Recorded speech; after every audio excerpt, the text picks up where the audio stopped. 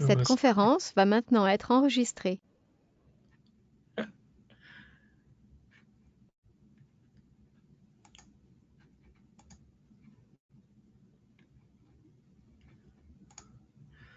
Okay, well, welcome everyone to our monthly call, delayed by a week, and I'm really appreciate that all of you could join us. I'm going to go around alphabetically to who I see on. If you could just please introduce yourself when I call on you and let us know who you're with. Colleen, you're first. Hi, thank you. I'm Colleen Sorto. I'm the Director of Development Partnerships at Conservation International. Wonderful, Colleen. Thank you. Diana. Hi, good morning, everyone. I'm Diana from Mexico, and I am Advocacy and Public Policy Manager. Thank you. Wonderful, Diana. Thank you. Jackie. Hi, everyone. I'm an intern for the DC office.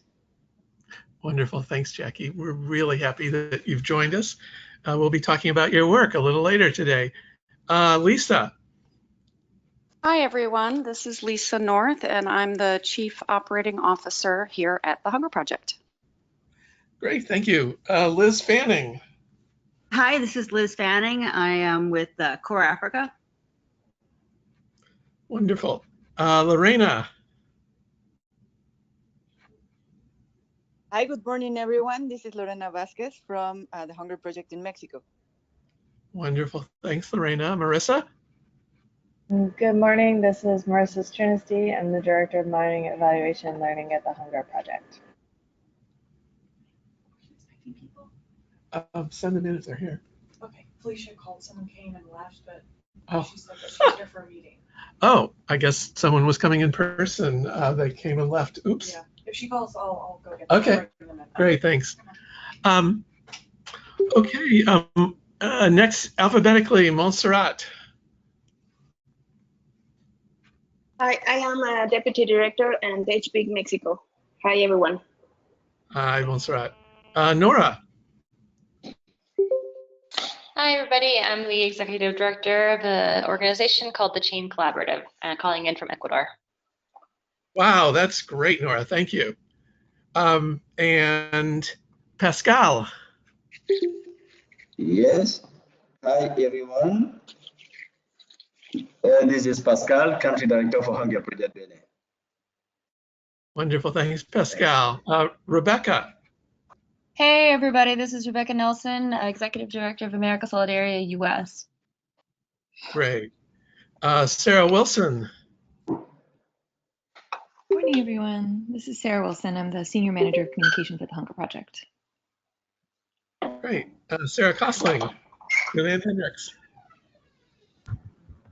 Hi, this is Sarah Kosling from PACT. And hi, this is Ann Hendricks Jenkins from PACT. Great. Thank you for joining us. Sia? Hi, this is Sia Navroji from the 3D Program for Girls and Women. Wonderful, Sia. Thanks. Sylvia? Hello, everyone. This is Sylvia, Advocacy and Alliances Coordinator from THP Mexico. Great. And then we have two people labeled caller 2 and 3. If you could introduce yourselves, if you haven't already.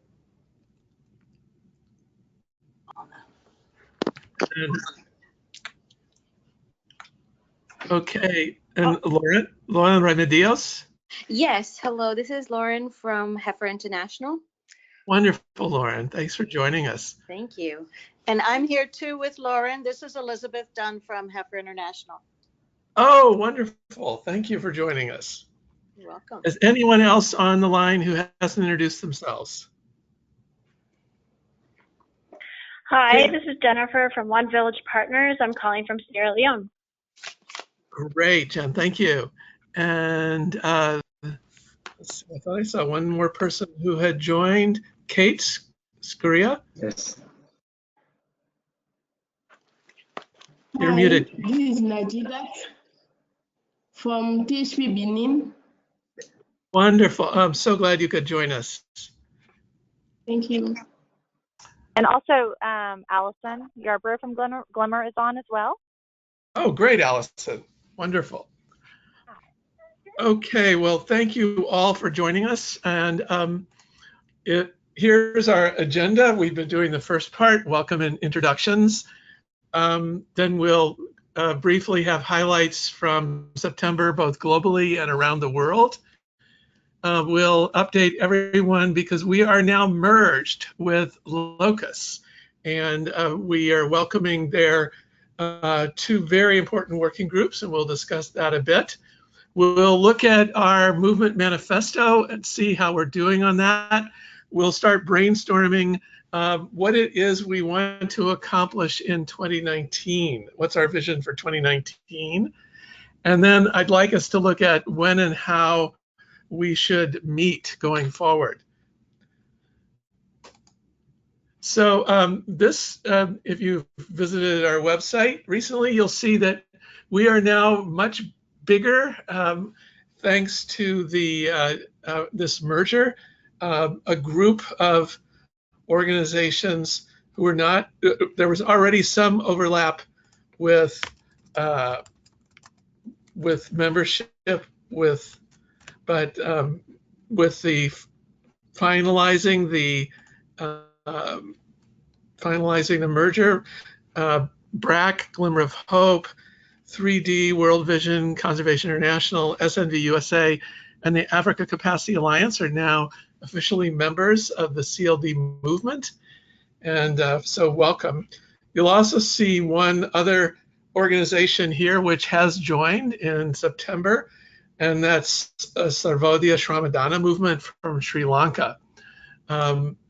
Sarvodaya actually presented their methodology at both a reception and a seminar that we had here in Washington on the week of the 20th of September. And Sarvodaya is celebrating its 60th anniversary. They were founded by, this is Vinya Aryaratne, who is here. His father, who is still with us, is the founder of Sarvodaya, and they're celebrating their 60th anniversary. And his in-depth discussion of the development approach of Sarvodaya is now on the CLD website. I really hope you will watch and share it. Sarvodaya has always been a huge inspiration to me. The Hunger Project started working and participating with Sarvodaya back in 1980. So a little more than half of its lifetime, but we're really happy to have all of these new groups as part of our movement. Also, we had the UN General Assembly, and I know a number of you were there. We were officially listed as a partner in a high-level side event featuring Nobel laureate Muhammad Yunus, Shama al-Mazari, who you see there in the middle, who is the youngest minister of any cabinet in the world. She became a government minister at the age of 22. And also distinguished women from Libya and Mexico and a bunch of European countries who co-hosted this. Details and my little speech, it was going to be a 10-minute speech, and then I was informed when I arrived it would be a 2-minute speech. So if you want to hear my 2-minute speech on behalf of our movement, that's also on our website now. So let's go around the world and hear other news from other groups around the world. Pascal, do you want to update us on what the team has been doing in Benin? Thank you, John. During September, we have organized visits to epicenter for 3 ministries: the ministry in charge of foreign affairs, the ministry in charge of justice, and the third one is a ministry in charge of finance. The purpose is to let them know about our CLD approach. And the other purpose as well is to have our agreement renewed with the government. That was the two objectives that sustained the visit.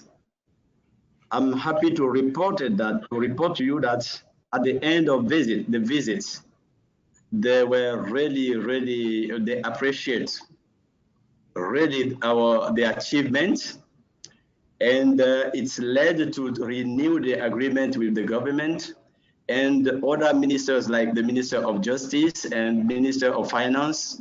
We are now the way to let them know about the CLD, and probably they will have the focal points on there. The purpose of having Ministry of Finance and Minister of Justice is that because we are applying to renew our agreements. So, right. Yeah, the government asked those ministers to join in the visit. So we have now the agreement renewed for 5 new years, and we have some privilege in terms of exemption of tax on various services, more than we had before with the former agreement. That is one. The second is we have developed a very strong partnership with the community in Dali, where we have our Buru epicenter. So we'll continue developing nutrition activities with that community, with finance provided by the local resources. We will not use those resources, but they will invest in local projects to strengthen, to make stronger the activity in terms of to alleviate malnutrition in the area. The third aspect I will mention is we have developed also partnership with the university, where they have an initiative with volunteers at the university. It's the largest platform of youth at the University of Abomey Calavi. We will sign by the end of October an agreement with them to have the volunteer available to learn about our approach and to become ambassador for the CLD. That is what I would like to report on. And later on, I will talk about what is planned for 2019. Thank you, John. Thank you all. Wonderful, Pascal. Thanks so much for you and Loretta joining today. China, you'll see on there on this list, Alex Wang, who organized the event. He was on the. Let me jump back here. He was on the. Let's see. How can I jump back? He's this fellow here holding up Mohammed Yunus's book. Alex is our main contact in China. And so it was through him that we got this event. Now, let's see. Why don't we jump to, well, we don't have India listed here. Sia, do you want to brief people shortly on what you're doing around community-led development in India? Sure. No problem. So the 3D program for girls and women is about 18 months old. We are working in Pune, both Pune Rural District and Pune City in Maharashtra State. And what we're doing is facilitating what we call a convergent approach to programming to advance gender equality and the empowerment of girls and women. So we're working to improve the status of girls and women in 4 areas that we believe are interconnected: economic empowerment, education, health, and public safety.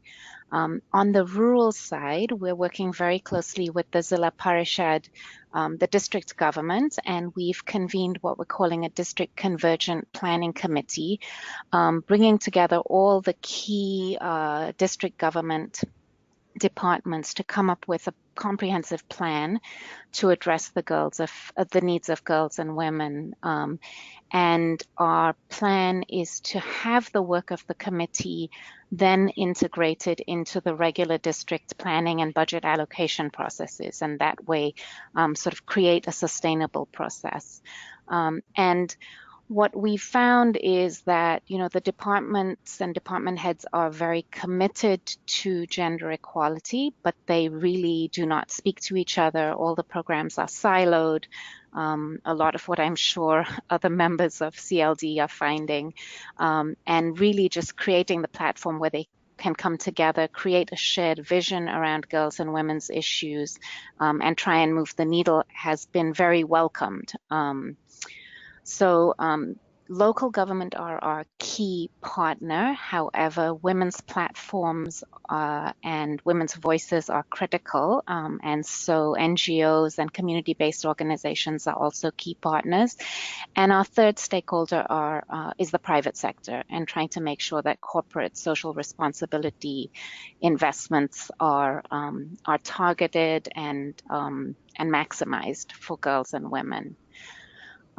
On the urban side in Pune City, we're taking a little bit of a different approach, also creating a platform for convergent action, bringing together different sectors and different stakeholders, but focused on a particular group of low-income girls and women, and that is the population of waste pickers in Pune City, almost 80% of whom are women. And so we are working closely with the Smart City mission in Pune and the municipal corporation to demonstrate a convergent platform for solid waste management that is both environmentally sound and has a focus on the livelihoods and the well-being of waste pickers and their families. So I think, that's sort of the short and sweet summary. Our website is the3dprogram.org, so please do visit, and I'm happy to answer any questions as well. Thanks a lot, John. Thank you, Sia. Thanks for being here, and I'll also in a few minutes show people the CLD entry on your website, which I was really happy to see. Yes, we are as well. Yeah, I don't see anyone on the line from Kenya, but the day after our last call in September, I traveled to Kenya and met with 8 groups there who are forming the first the chapter there, and I also and that included Heifer, PACT, FHI 360, global communities, and a number of local organizations, and we met with the Council of Governors. The governors are the elected leaders of county government, and you'll recall Kenya is really the first sub-Saharan African country to seriously devolve financial resources to the local level, to county government. So it's off to a really good start to scaling up community-led development. And we have chosen December 5th to be the launching date in Kenya. And I've met also with Rockefeller, Ford, and USAID while I was there to have them involved. The Council of Governors will co-host it. We're hoping to actually hold it at the Heifer headquarters. I need to talk to Gennady about that. But I was able to talk to Paul Monday and get his update because he couldn't be on the call today. And so one of the things that I'm hoping, and we'll talk about it a little later, is that we can really have this be a regional event, that Tanzania, Uganda, Rwanda can all be a part of that event, because Nairobi in many ways is a key regional hub. And so we could use that event to motivate some folks in the neighboring countries to be there and learn what's happening with this while they're there. Okay, moving along, about half of the members of today's call are from Mexico. So who would like to speak about progress in Mexico? Hi, John. This is Diana. Hey, Diana. Yeah, we have 3 main points for sharing with you today. The first one is that we commemorated the earthquake anniversary on September 19th. And as part of a Mexican chapter, we published 3 texts on THP's website. And the first one deals with the anniversary, what happened, what we have done, and mostly what's missing for achieving a community-led reconstruction. The second one is based on considerations about transparency and reconstruction. And even though organizations from the movement work based in trust, we have dealt with corruption and disagreements in the community. So that's something that we have to pay attention on. And the last one deals with disaster risk reduction. What would have happened? What would happen if we get hit by an earthquake again, which is true in Mexico all the time, and we need to be prepared. Sorry, we need to be prepared for facing these events so we can know how to react, and always based on CLD. That's like our main point. The second thing we want to share with you is that we're working on planning our paper for the Economic Commission for Latin America and the Caribbean session, and we're going to be in Chile at the end of this month. And we were selected among proposals from all the countries in Latin America for participating in this meeting. And we're reading and discussing CLD for making a systematization of our model. And we will share our work with communities also, and we will translate it to English so we can share it worldwide, because that's something we want to share with you. We want to to share it with you. And the last point is that we told you before, we're planning a strategic, we're preparing a strategic planning session next November, and we're talking to every organization from the movement in order to guarantee the most attendance so that we're able to accelerate the discussion about CLD and mostly the strategic steps to take in 2019. Fabulous. And yeah, that's all for now, but we will sharing our next steps in next global call. Wonderful. Thanks so much. Thank you. Rebecca, do you want to add anything about Latin America at this juncture? Well, I would just say that our Mexico office is definitely interested in everything that was just described. And we've been working with UNICEF to host youth-led and youth-driven initiatives in Santiago, Chile. That'll be happening in November. So we're going to be having a big regional summit. And if anyone else has offices or representatives in Latin America would be interested in going or learning how they can work with us, then we'd be really happy to do that. In terms of chapter development, we're definitely in a period of, I would say, retrenchment, and it's something that we'll be focusing on for 2019. Very good. Okay. Liz, do you want to say anything about Morocco or Senegal or any of the places you're working?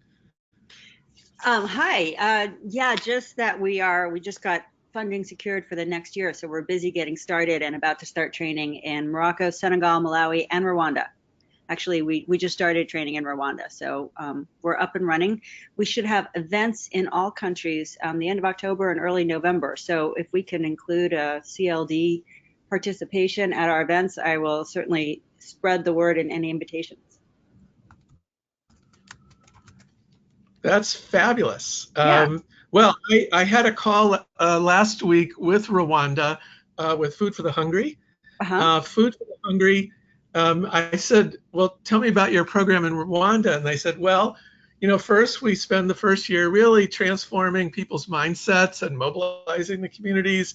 And then we start a whole integrated program of community-led programs. And I said, aha, okay, well, so I put her in touch with our Uganda team.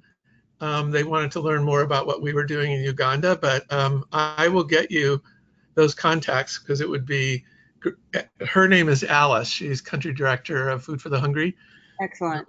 But there are a few other groups in Rwanda who I know have expressed some real interest. So that's great to hear. That would be great. It's actually not too late to get them in time to present their organization to our group of trainees. And I believe swearing is going to be October 16th, and I'm hoping to be there. Wow, that's coming right up. Okay. Yes. Well, I will introduce you as soon as we're complete this call. Great, thank you. Any other updates from around the world from anyone? Paul, I see you're on the line. Do you want to give any update? Yeah, hi everyone. This is Paul Zeitz from the Global Development Incubator. I know many of you, I've been on prior calls briefing you about the work that we're doing around SDG compacts and the race for climate smart sustainable development.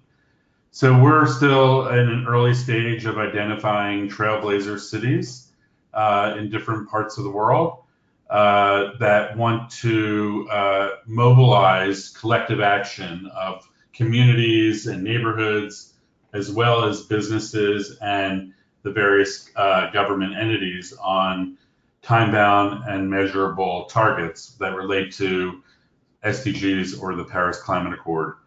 So we're working in San Jose, California, and we're mobilizing, we're designing now what we're calling the San Jose Race for Climate Smart Sustainable Development. And that will focus on mobilizing neighborhoods, businesses, and building owners in a collective way, citywide kind of way, to increase energy efficiency, reduce water consumption, and reduce VMT, or vehicle miles traveled. So that's one trailblazer city that's moving forward. The other, and that's a partnership between the city of San Jose, the Stanford University Sustainable Urban Systems Initiative, and Global Development Incubator. In Patiala, India, we're partnering with the Community Systems Foundation, who has an established relationship with the city corporation of Patiala, and they're focusing on traffic reduction of traffic fatalities. So they're designing a citywide effort, and they're establishing an academic partnership with one or two institutes to help be the data partner behind the work in Patiala. The third trailblazer city is called Uppsala, Sweden, which is a small city in Sweden that has already adopted Agenda 2030, they call it, and they already are quite advanced in terms of their climate smart kind of action. So they have some bold targets going forward. They're waiting for the federal government to settle into which party won the recent election, and then they're going to be setting their priorities going forward with a compact. We've had preliminary discussions with Nairobi County, and we've done an analysis of the Nairobi County Integrated Development Plan to see how it aligns to the SDGs and the Big Four, the big priorities of the Kenyan government.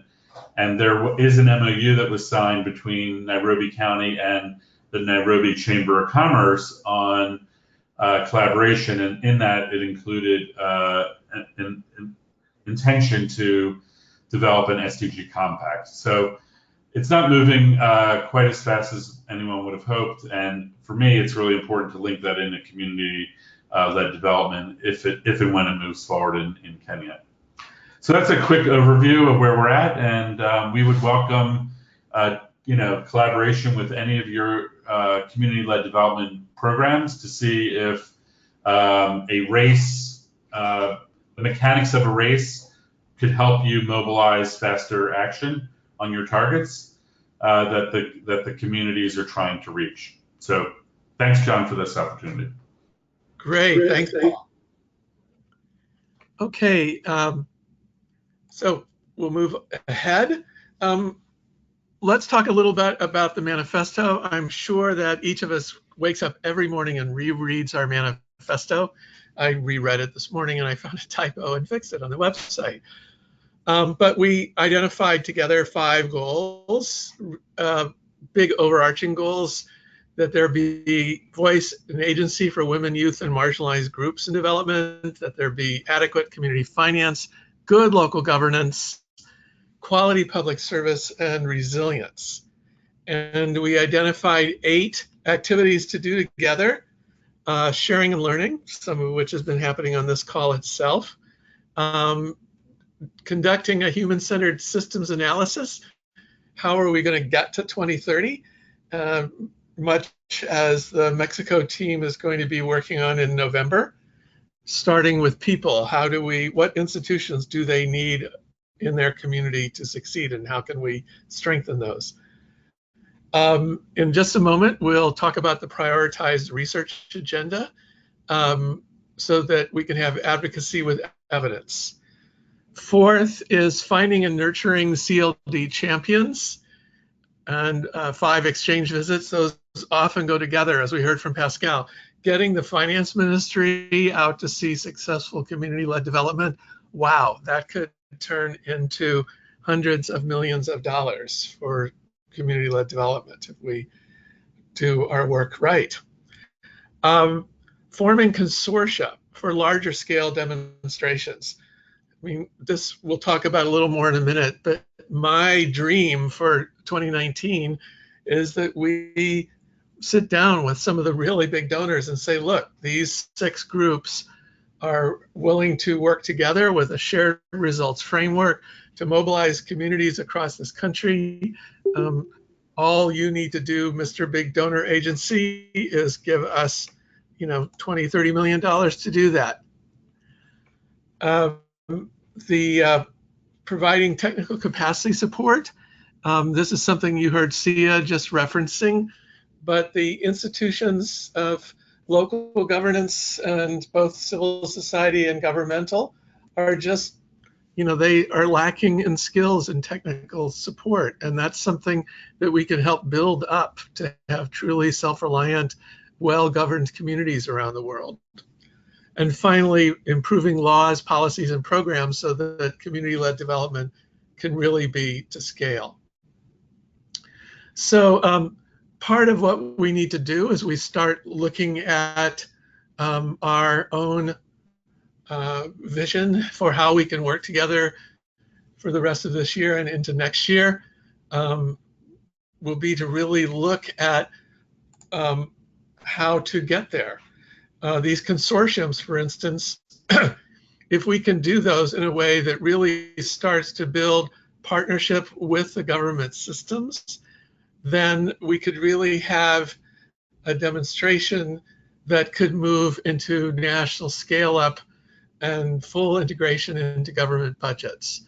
That is how community-led development has gotten to scale in a number of countries, and probably the most likely pathway for our work over the next year to move up that arrow. So one of things I would like each of us to think about, and I'll be reaching out to each organization individually, is to really look at what is the highest leverage role for your organization and for the work in each country. So that, to me, this movement has always been an opportunity for leadership of your organization. For example, Global Communities, PACT, FHI 360, Heifer have all contributed significant time to getting the Kenya chapter off the ground. Core Africa has really providing leadership capacity to get this movement off the ground in other countries. So please, I request that you think in this domain, who are the leaders in your organization and where in that manifesto could they find themselves? I think part of our work over the next 3 to 4 months will really be to look at how to socialize community-led development in your organization. Someone came up to me recently and said, wow, I was talking to one of the staff members at CARE, and they hadn't heard of this movement. And I thought, well, that's not surprising.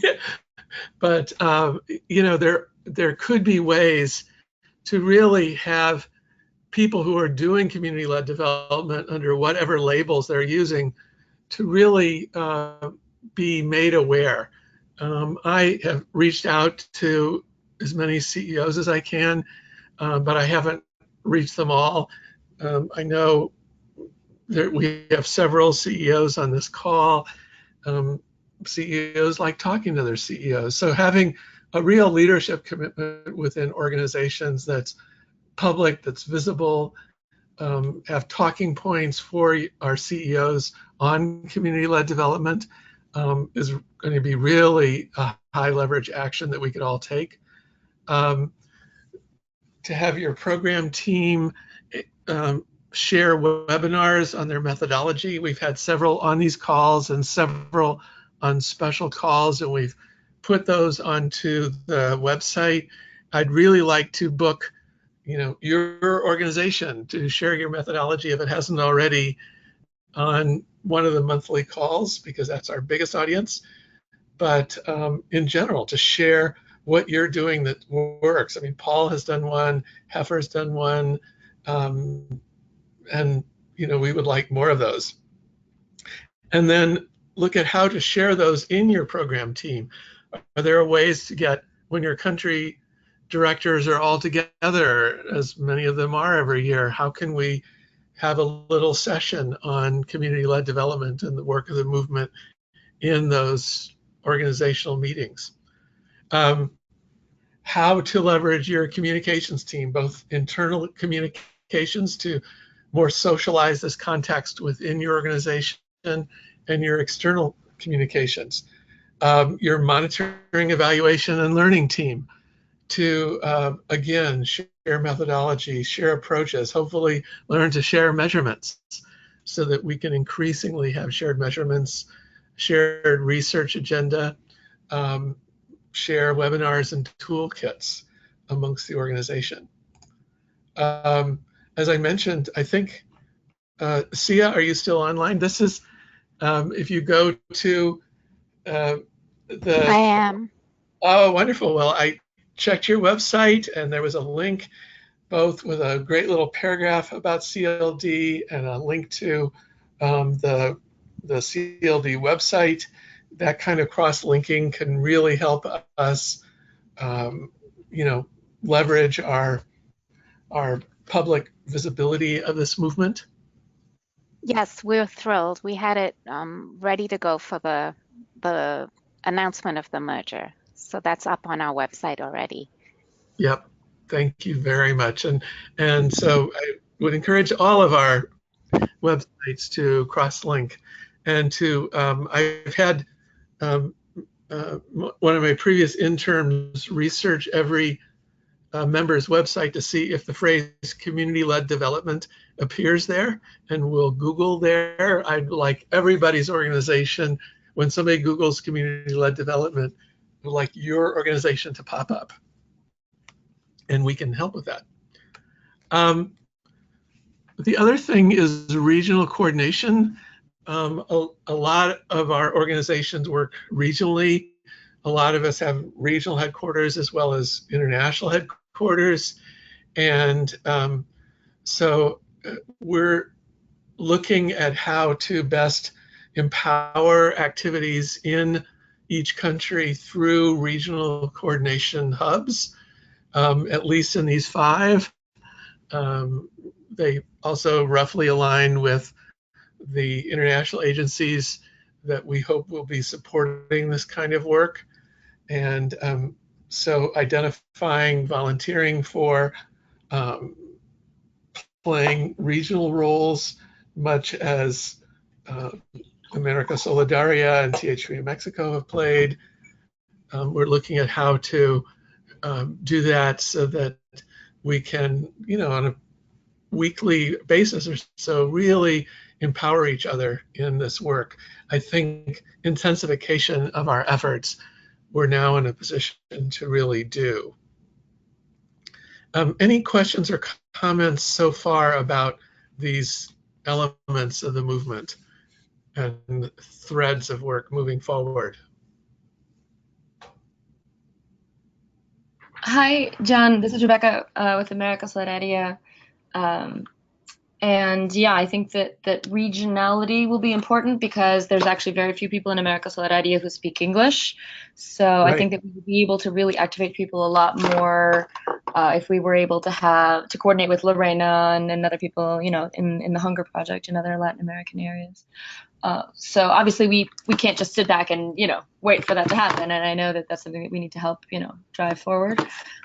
So coming off the call, I'll try and coordinate with you guys on the Latin American brand. We could have, maybe at least quarterly meetings in Spanish and see if we could, move it forward that way. Great. Mhm. Other questions or comments? Hi, John. This is Colleen Sorbo at ITSE. I was just wondering if you could just speak a little bit to kind of, and pardon me for not catching, where the regional coordination is for each section. Like, do you have the lead and stuff moving? Is each one different? And then if you had to ask me to ask about one in specific, I'm really curious about Southern Africa. Good. Well, we are, from the Hunger Project side, looking at how we can devote more of our senior leadership to regional coordination in all of these areas.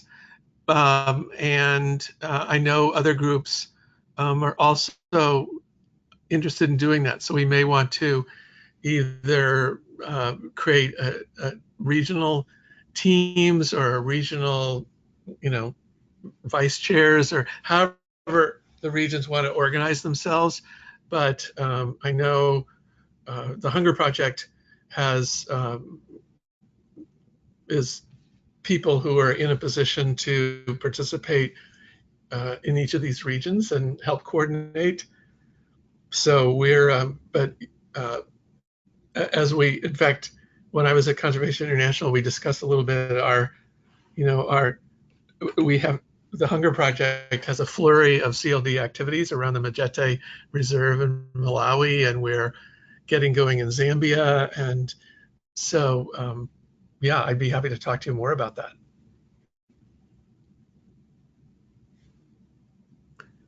Any other points or questions or contributions on these issues?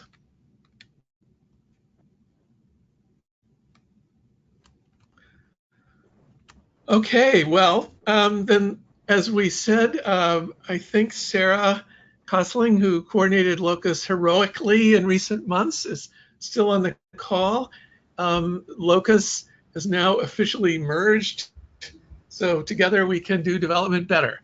And all of the materials that are currently on locus.ngo are in a process of moving over to the community-led development website. We mentioned earlier about the new members that have joined, but perhaps the most important aspect is that Locus has had two very strong working groups, one on research and one on learning, and co-chairs have agreed to continue those working groups, and I hope everybody has had a chance to weigh in on the survey that they conducted online.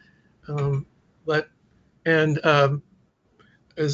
any of our working group co-chairs willing to pipe in and brief us a little bit on the work of these working groups? Hi, this is Anna Hendricks Jenkins. Yeah. Is there Can you hear me okay? Yeah, we hear you loud and clear, Anne. Please. Okay. Hi. There's an echo. Relatively new to We're getting a bit of an echo. There's an echo. There's an echo? Yeah, I'll mute myself. Yeah. Okay. Is this better? Okay. Yes, Thank you. yes, much better.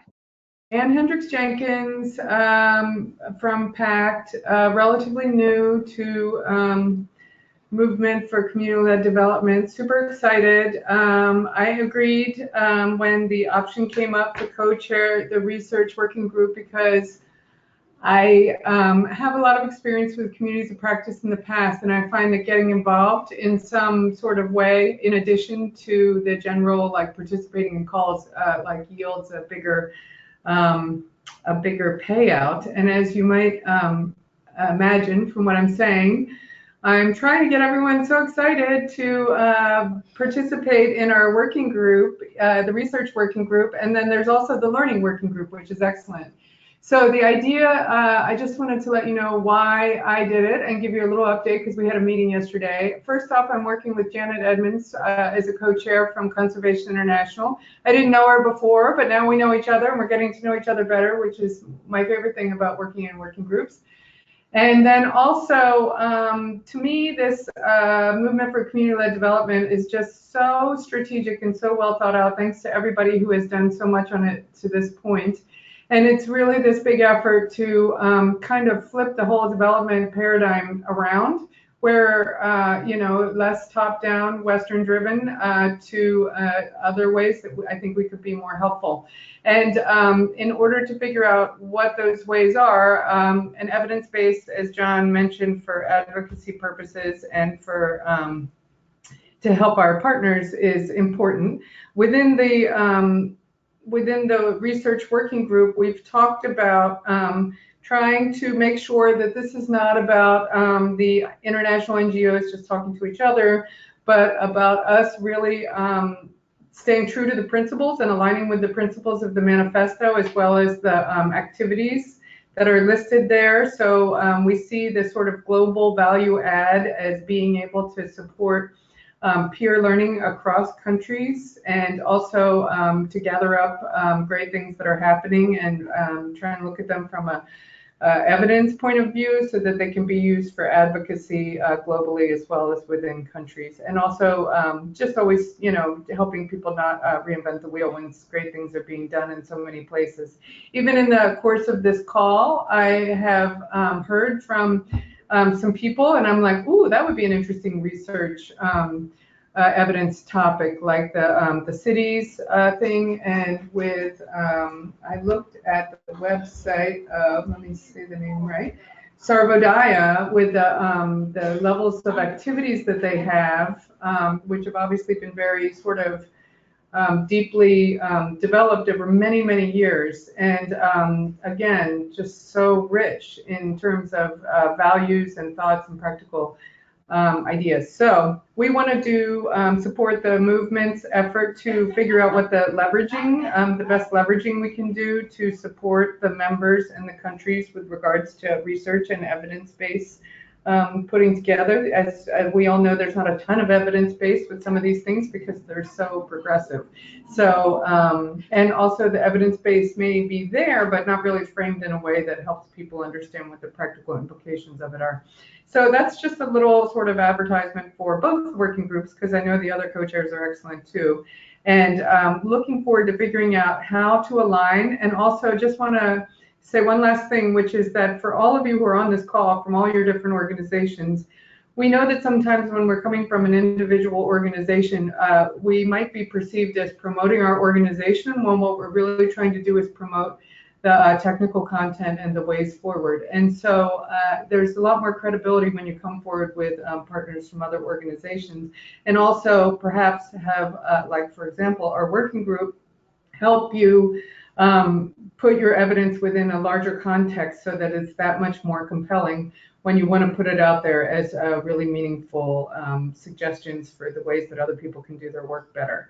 So I'll stop there. As you can tell, I could probably go on all day about this, but I just want to say thanks again to John, to the Hunger Project, and to everybody who's been participating. Oh, and last thing, Sarah is reminding me because Sarah's so organized. Please email me if you would like to participate in the research working group. We'll put my email address at PACT up in the chat box, and I'll ask John to send it out with the notes after the meeting. And also feel free to email me if you're interested in the learning working group too, and I can forward that to the co-chairs there in case they're not on the call. So that's all for now. Is there anything else I'm forgetting, Sarah? No. Okay, thank you. Oh, that's great. Thank you so much, Anne and Sarah both. And yes, I will send out your contact information with the notes right after the call, or shortly after the call, once the recording downloads. And so I can give the link to everyone. Okay. So we have some coming events through the rest of this year. You know, it's a race. You know, once we hit Labor Day in September in the U.S., it becomes a race to the end of the year. So 16 days of activism against violence against women, the G20, COP24, our wonderful launching event. It'll be in Kenya, and I'll get you more details about that as they emerge. Human Rights Day is a very big issue this year because it is the 70th anniversary of the Universal Declaration of Human Rights, which includes the right to voice in the decisions that affect one's life. Then in December, 2 simultaneous meetings, one the Interaction CEO Retreat. We're hoping to pull together some of our member CEOs during that time, and also the PMCH Forum in New Delhi is happening, and that's another opportunity because maternal and child health requires integrated community level action. So I guess my last question is, what kind of schedule works? We've been operating for the last 2 years on 1400 GMT, which is in the East Coast in the morning, 9 or 10 in the morning. On the final Wednesday of the month, we have to shift it this month at my request because I was just too dazed with meetings that were going on. And so I just wanted to check, does this time work for people in general? Is the beginning, the first week better than the last week? Does anyone have any opinions about our monthly calls that they want to voice? And I'll also ask everyone on the email that I send out.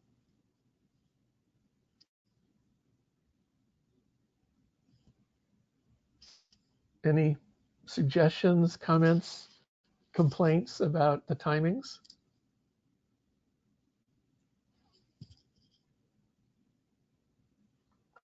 Works for me on the West Coast.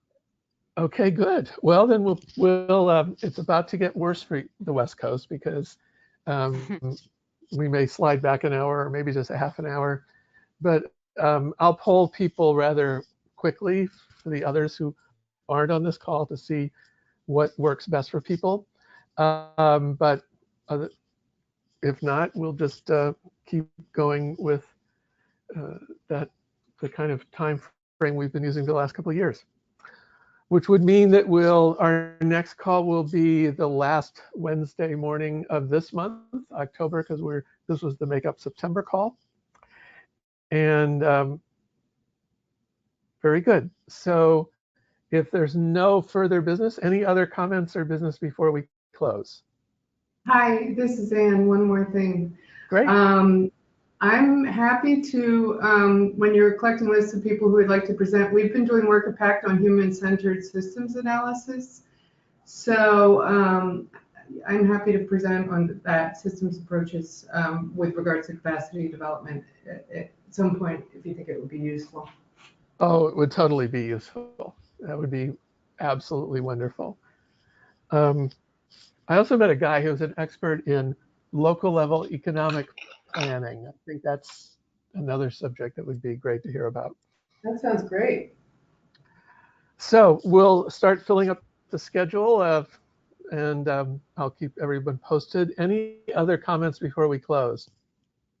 John, this is Sarah Wilson. I'm drafting up some language right now about the Locus merger. I know Locus has it on their website, but I was putting together sort of a generalized press release as well as something a little bit more specific to our organization. I didn't know, or I was going to do something specific to our organization. Would anyone else like a generalized press release, or is there another one that is in use already that I just haven't seen in rotation? I just kind of want to make sure I'm communicating it all out properly. Yeah, there was they ran some ads about this in DevX, and Sarah. I saw those, but I didn't know about from within the CLD. Yeah, we was there Sarah? Was there a press release as well, or just the just those ads? No, there was no press release. There was a short blurb on the merge in the DevX Newswire newsletter, but no press release. So go for it, Sarah Wilson. Wonderful. All right, great. Thank you. Okay then.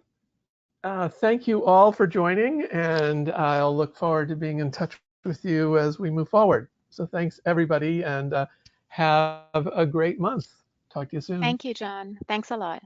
Bye-bye. Thank you, John. Thank you, John. Thank you all. Thank you all. Goodbye. Thank you. Bye. Bye-bye. Emails. Adios.